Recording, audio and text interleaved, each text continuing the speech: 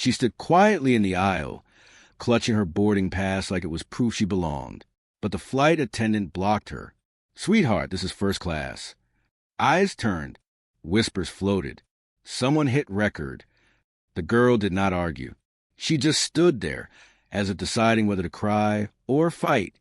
What no one on that plane knew, not the attendant, not the passengers, not even the man recording, was that her father owned the airline. Before we continue, I'd love to know, where are you watching from today? Comment below. Amara Ellis had never flown before, not even once. At 16, her world was mostly limited to the neighborhood she lived in, the cracked sidewalks between school and home, and the soft sanctuary of her sketchbook. Her mother, Denise, had raised her alone, working 2 jobs, barely sleeping, but always making time to brush Amara's curls or review her latest drawings. Even her eyes were half closed with exhaustion. They never talked much about Amara's father. She only knew he had left before she was born.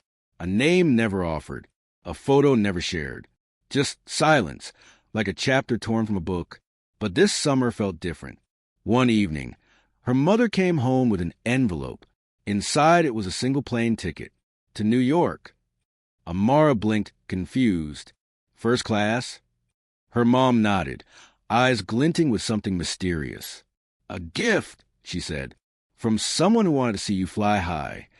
That was all she would say. Now, standing at gate 19 in a blouse too formal for her age and a pair of second-hand jeans, Amara felt every eye on her, not because of how she looked, but because of how out of place she felt. This was her first time doing anything alone. She clutched a first-class ticket, like it might dissolve if she let go. Printed clean in bold black letters, Seat 2A, first class. A security agent had looked at the ticket, then at her, then at the ticket again, but waved her through without a word. On board, the plane smelled of leather and lavender cleaning spray. The first-class cabin glowed gold under dim lights, lined with wide, plush seats. A man in a tailored suit sipped champagne. A woman nearby typed briskly on a laptop. Not even glancing up, Amara took a deep breath and stepped forward. That was when it happened. A tall woman in navy uniform, hair pinned in a perfect bun, stepped into her path. Her name tag read, Radcliffe. "I think you may be in the wrong cabin, sweetheart," she said. Sweetheart, like Amara was 5.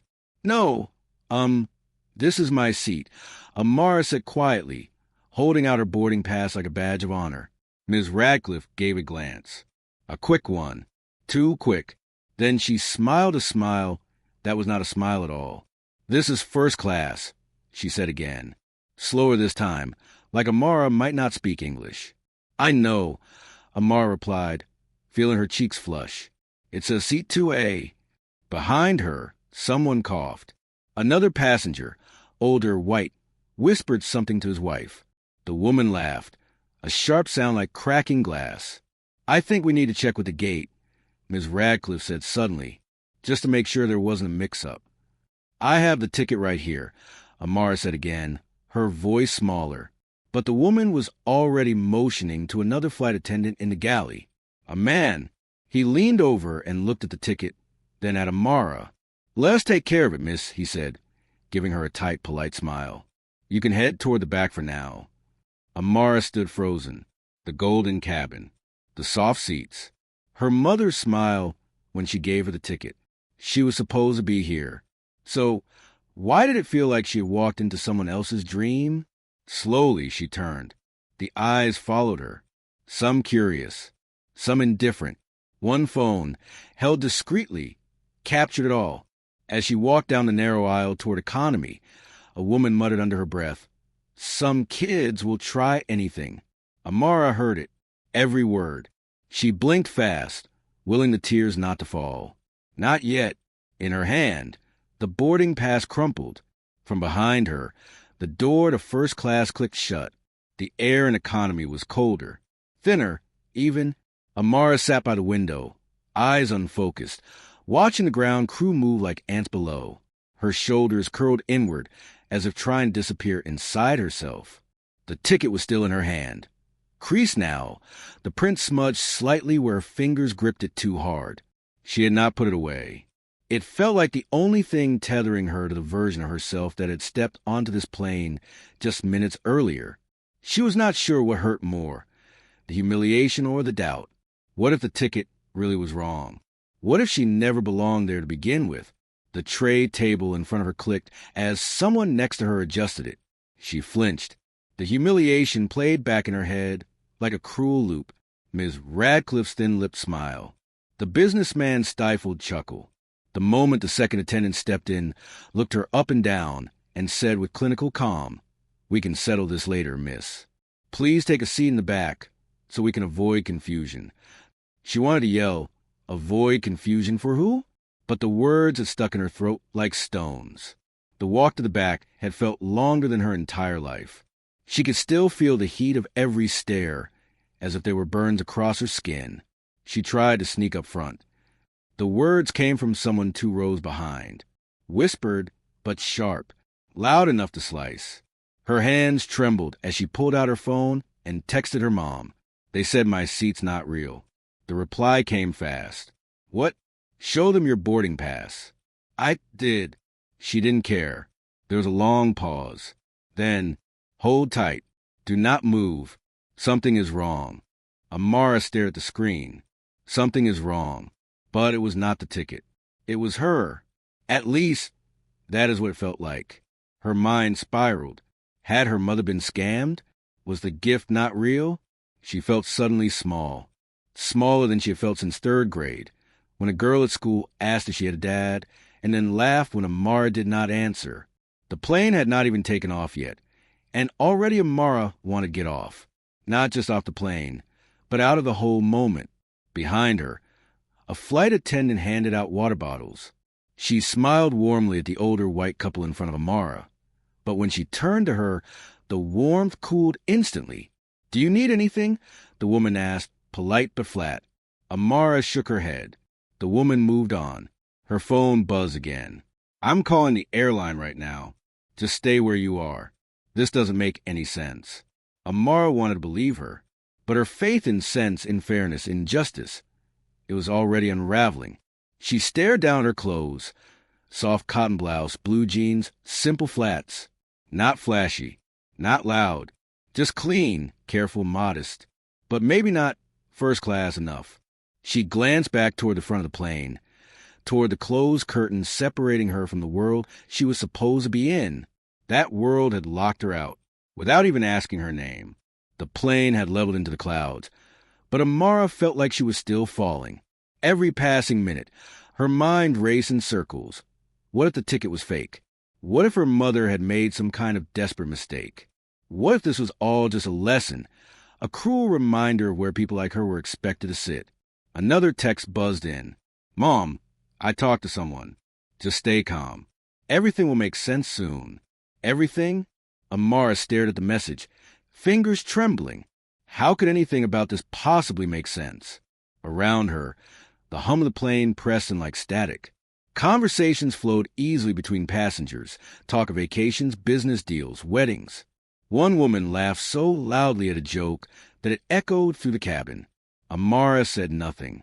She folded her arms tight across her chest, pressing her elbows into her ribs like armor. She did not cry. Not yet, but she could feel the weight settling heavier and heavier on her chest. Her seatbelt felt too tight, her breathing too shallow.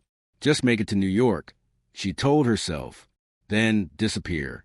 Then something caught her ear. A whisper, just 1 row up. 2 flight attendants near the galley, one of them holding a tablet. "Did you hear? He is on board now." One said quietly. "Who?" the other asked. "The owner, Mr. Langston. They say he is here to meet his daughter. Some secret visit. Guess she is on this flight." Amara sat up straight, her heart flickering. Daughter? She craned her neck slightly, trying to see them through the seats, but they had already turned away. Her thoughts spun. The daughter of the airline's owner? Could they be talking about her? No, she reasoned. They would know. Someone would know. But a small, stubborn flame lit somewhere in her chest. Maybe there had been a mistake. Maybe she was supposed to be in first class. Maybe, just maybe, that seat was hers after all. Still, the whisper was followed by nothing else. No announcement, no apologies, no special visit. Just a slow drip of doubt returning again. At the front of the plane, behind the locked cockpit door, the cabin crew whispered for a very different reason. Mr. Maxwell Langston, the founder and CEO of Langston Air, had entered through the side gate just before takeoff. Discreet, dressed down in jeans and a gray sport coat. A ball cap tugged low over his salt and pepper hair. Most people never saw the owner of an airline walking down a jet bridge. That was how he wanted it. He was not there for business. He was there for a girl. A girl he had only learned about 6 months ago. Her name was Amara, and she was his daughter. The moment her mother's letter had landed on his desk. Quiet, trembling words explaining what she kept secret for 16 years. His world had shifted. Denise had never asked for anything. Just one favor. To see Amara take flight in a way she never could. So he made a plan. A seat in first class. A surprise reunion midair. A moment, he hoped, that might rewrite a past full of silence. But what he did not know, what no one had told him, was that Amara never made it to that seat. Meanwhile, back in first class, a man named Jordan Klein adjusted his phone camera. He was in 2B, the seat next to where Amara was supposed to be. He had watched it all unfold earlier. The shutdown, the quiet dismissal, the girl's face. He had filmed it without thinking, something about the injustice catching him off guard. He had not planned to upload it. But now, sitting there, he could not stop thinking about her expression. That look, caught between pride and shame, like she was swallowing glass and pretending it tasted sweet. He opened his phone, edited the clip quickly, and added a title. Young black girl kicked out of first class. Watch how the crew reacts. He hit post. In less than 5 minutes, it had over 3,000 views. And growing. Maxwell Langston never forgot faces. He had built an empire by knowing people. What they wanted, what they feared, how to read a man's ambition by the way he shook your hand. But none of it prepared him for this. The girl in seat 18F. She looked just like her. Like Denise. Same shape to the jaw. Same fire behind her eyes. Even as she looked small and folded in on herself, like a flower trying to close up mid-bloom. He blinked, heart suddenly loud in his ears. He leaned over to the flight attendant beside him and whispered, "That girl, what is her name?" The attendant blinked. "The one in the window seat? I believe that is Ellis. Amara Ellis." Max's chest tightened. "What is she doing back here?" There was a pause. The attendant cleared her throat. "We had an issue, a misunderstanding at boarding. She claimed she had a first-class ticket, but—" "She had won," Max interrupted, his voice sharp. "I put there myself. Seat 2A. The woman paled. "Sir, I was not informed." He raised a hand. He was not angry. Not yet. He was something deeper, something colder. He turned to the cockpit. "Tell the captain we need to pause takeoff. I am going to handle this now." The flight attendant hesitated. "Sir, with all due respect." "Now," he said. She obeyed. The captain's voice came over the speaker, calm but firm. "Ladies and gentlemen, we are momentarily pausing pushback due to a brief delay. Thank you for your patience." The passengers groaned. Max Langston began walking down the aisle, slowly, each step deliberate. The cabin grew quiet as he passed. People glanced up from phones and books. A few recognized him. Most just stared, sensing the weight of something important. Row 18. Seat F. She did not see him coming until he was there. "Amara," he said softly. She turned, and the world stopped. Up close, it was undeniable. The resemblance, the truth in her eyes, the years he had missed, etched into her gaze like tree rings. She blinked, confused. "Yes." He cleared his throat. "My name is Maxwell Langston." Silence. I believe I owe you a seat. And a lot more than that." Amara's eyebrows drew tight. Her mouth opened slightly, but no words came. He knelt down eye level with her. "I am your father," he said, "and this is my plane." A ripple of gas moved down the rows like a wave crashing against the cabin walls. Phones lifted. Mouths fell open. Amara just stared at him. 1,000 thoughts at once, none fully formed. "You're my what?" He nodded slowly. "I only learned the truth a few months ago. Your mother sent me a letter." She pulled back slightly. "So you just show up now?" "On a plane. I wanted to surprise you. I booked the seat in first class myself. I never imagined," he looked away, jaw clenched, "that they would treat you this way." Amara looked down at her hands. Her palms were damp, her heart rattling. She had dreamed of this moment since she was 6, but in her dreams it felt cleaner. Not like this. Not public. Not after being humiliated. He reached out, his voice low. "Come with me. Let me make this right." She stared at his hand. Her breath caught in her throat. Every cell in her body wanted to move, to run, to scream, to cry, but she stayed still. "This does not fix it," she whispered. "You do not just show up and fix it in front of people." He nodded, humbled. "I know, but I am here now, and I am not leaving again." She looked into his eyes, and for the first time, she saw a piece of herself reflected back. The plane sat still on the tarmac, its engines humming like a pulse beneath their feet. But inside Amara, it felt like a storm was tearing through every corner of her body. "You do not get to just show up," she said, her voice sharper now, no longer small. "Where have you been?" Max Langston stood silent for a moment, not dodging, just gathering the truth. "I never knew," he said. "Not until this year." Amara blinked, skeptical. "I know that is hard to believe," he added, "but it is the truth. Your mother, she never told me. Not when she was pregnant. Not after. I only found out when she sent me a letter." "A letter?" Amara snapped. "After 16 years?" He nodded. "She said she did not want to complicate your life, that she wanted to raise you without—" He swallowed hard. "Without disappointment." Amara looked away. Her jaw clenched. So many nights she had stared at the ceiling, wondering who he was, wondering why she was not worth staying for. She had painted imaginary portraits of him in her head. Some days, he was a soldier.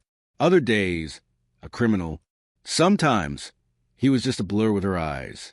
And now he was standing here, alive, real, flesh and blood. The man who owned the airline she had just been humiliated on. "I thought about 1,000 ways to meet you," Max said quietly. "I thought maybe this would be special, that it would mean something. I wanted the first time you flew to be unforgettable." She stared at him. "Well, it is." He winced. Silence fell between them again, around them. The cabin waited in an uneasy hush. The man in the seat next to Amara discreetly pulled out his phone and began scrolling. Up front, Jordan Klein's video had now crossed 1 million views. Hashtag she had a first-class ticket was trending. Comments flooded in. "This is why representation matters." They really looked at her and assumed she didn't belong. Where's the apology? Let that girl fly. Even as Amara sat with the man who had given her life, she was becoming something more than a daughter. She was becoming a symbol. The captain's voice returned to the intercom. "Ladies and gentlemen, we are now cleared for takeoff. We apologize for the delay. We would also like to welcome a very special guest, Miss Amara Ellis, who will now be seated where she was always meant to be." Every head turned. Amara looked up, startled. Max extended his hand again, this time softer, not as a father reclaiming his daughter, but as a man offering her a choice. She hesitated. Then slowly she stood. The hush in the cabin deepened. She stepped into the aisle, and the moment her feet began to move forward, everything shifted. Passengers leaned back to make room. No one spoke. Some looked guilty, others curious. A few moved, row by row. She walked past the very people who had watched her shrink, past the couple who had whispered, past the man who had chuckled, all of them now silent, their eyes following her like a parade they did not understand. And then she stepped through the curtain. The golden light of first class wrapped around her. Max guided her gently to seat 2A. She sat. For a moment, She looked out the window again. Same clouds, same sky. But now, something inside her had changed. Not because of where she was sitting, but because of what she had stood up from.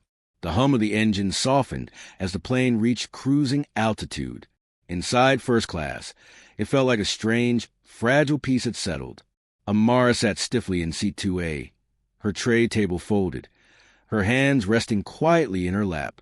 Her fingers still trembled slightly, but not from fear, from everything. Max Langston sat beside her, not too close, careful not to overwhelm her. He glanced at her every few seconds, as if trying to memorize the angles of her face. "I used to imagine what kind of person my child would be," he said softly, "but I never imagined this.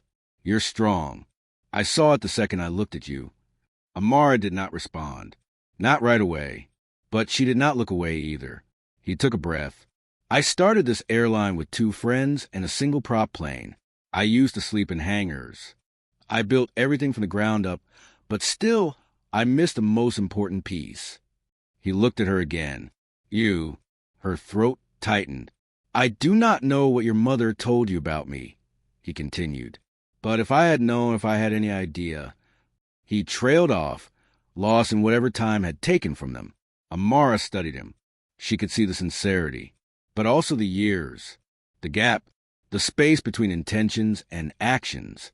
"She said you were gone," Amara whispered, "and that it was better not to expect anything." His eyes glistened, but he blinked fast and nodded. "That is fair," he said. "I do not deserve your forgiveness. But I am here, Amara. I am here now." The silence between them was no longer hostile. It was full of questions neither of them had the words for yet. "Do you want to know what I want for you?" he asked, his voice trembling. She looked over.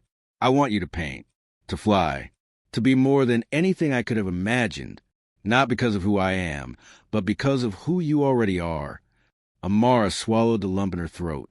She stared straight ahead. "You missed a lot." He nodded slowly. "I know, and I want to be here for everything that comes next, if you let me." The seatbelt sign dinged. The descent had begun. When the plane touched down in New York, Amara felt the wheels hit the ground like a jolt of clarity. Her phone buzzed with notifications, texts, comments, news alerts. But all she cared about was what waited on the other side of that gate. As the plane taxied toward the terminal, Max placed a hand gently over hers, not holding, just anchoring. "I will be right behind you," he said. "Whatever happens next." The doors opened. Flashes lit the jet bridge. Reporters. Microphones. Phones raised high. But Amara barely noticed them. At the center of the crowd, just beyond the chaos, stood Denise Ellis. Still, silent, strong. Her eyes locked with her daughter's, soft with pride. Then they shifted, sharp as flint, toward Max. It was not a look of hatred, just history, long buried, undeniable. Amara stepped into her mother's arms. For a moment, the world faded. She had come home in more ways than one. Weeks passed. The world moved on, but something in Amara stayed changed forever.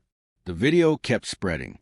Commentators, influencers, news anchors, they all had something to say about the first-class girl.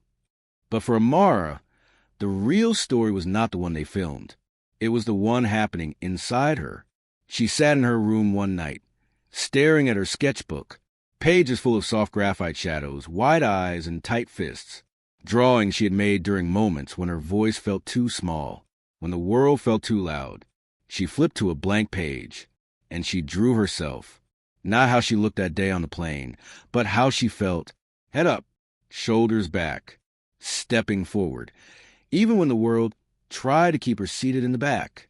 She thought of the girl she had been before boarding, the one who held her first-class ticket, like it was borrowed, the one who thought belonging had to be proven.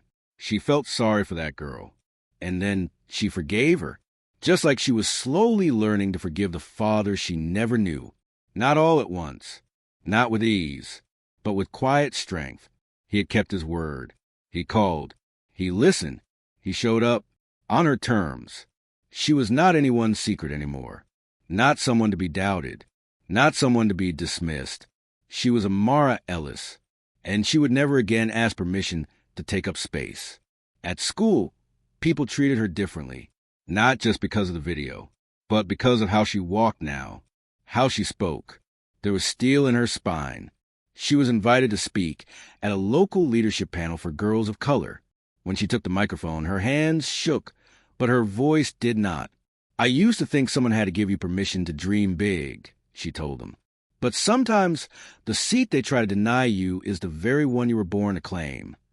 The audience stood, not because she went viral, but because she reminded them of themselves. And somewhere in the back of that auditorium, Maxwell Langston watched quietly, a proud tear sliding down his cheek, not as a CEO, but as a father